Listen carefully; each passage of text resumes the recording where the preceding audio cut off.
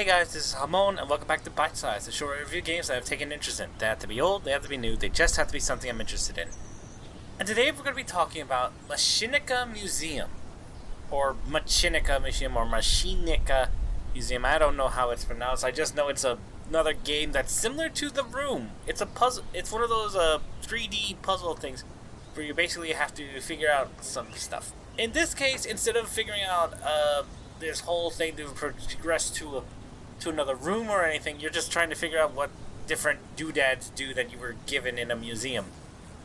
Like, I think there's probably going to be more as we progress, because I haven't gone through all the chapters yet at this point. I will be at the next niche game stream as of this recording, but otherwise that's what I'm assuming, that as we get to the end of the game, we find out that there's actually something going on, and we're probably going to have to leave, or we get abducted, or something like that.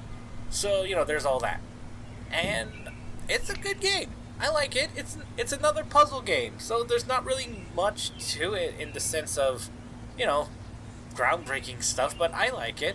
Now, in terms of graphics, it is very nicely done. It is a 3D game, much like The Room, and much like The Room, it is all well detailed in certain aspects and all that. All the models of the objects you're dealing with are very nicely done.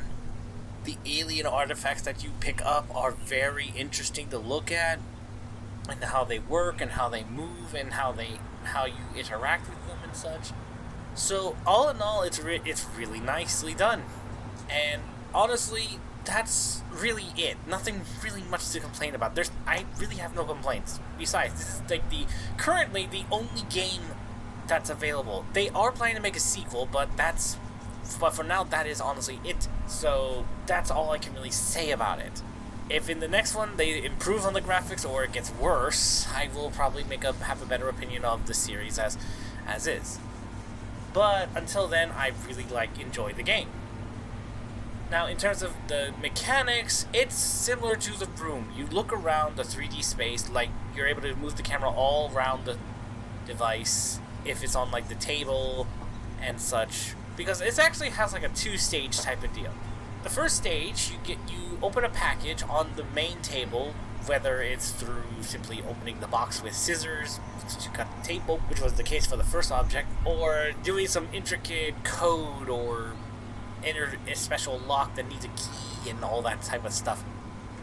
You just need to do a special thing that unlocks the object that you're going to be working on. Then, you take the object to the table that's nearby, like it's a work desk more likely, but you take it there, and then you can properly examine it so that you can work on it a little more, do things that can possibly help you understand what it's supposed to do, and all that stuff. For instance, the second object you get after you unlock your 3D printer, your very advanced 3D printer for that matter, that as you work with it, you find these little doodads and nodules that you need in order to work on it properly. You get an endoscope to look inside one area. You get a little thing to do other stuff.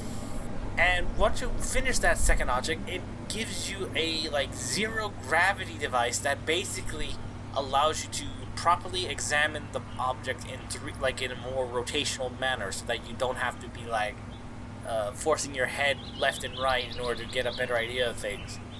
And so that's honestly what kind of makes it different from The Room, because it's more in a confined space, and it's allowing you to explore things without having to leave the room or go into another dimension or something like that. But again, I haven't done all the chapters, so for all I know, the last chapter we find out, we're going to be abducted and go to end up in space or in another facility where they want us to do more things like this and all that. But all in all, I love the game. It is very good, and I highly recommend it, especially for those that are into puzzle games and all that. I also recommend The Room, by the way. Definitely a good series to check out. And with all that said, that's really it. Nothing really much else to say. The only thing I can say is that the game is available on Steam for the price that you see, along with any other consoles of releases that is available. But again, all that said, thank you so much for watching. I hope you enjoyed this episode of Bite Size. If you did, please leave a like, favorite, and subscribe to the channel for more videos like this. Please check out my Twitch so that you know when I stream, which is usually on certain days of the week, depending on when you first go there. And go there on the weekends for more games like this. Like I'm checking out games that are more niche like this. So I would definitely recommend coming around on the weekends and all that. But otherwise, thank you so much for watching. I hope to see you next time. Bye!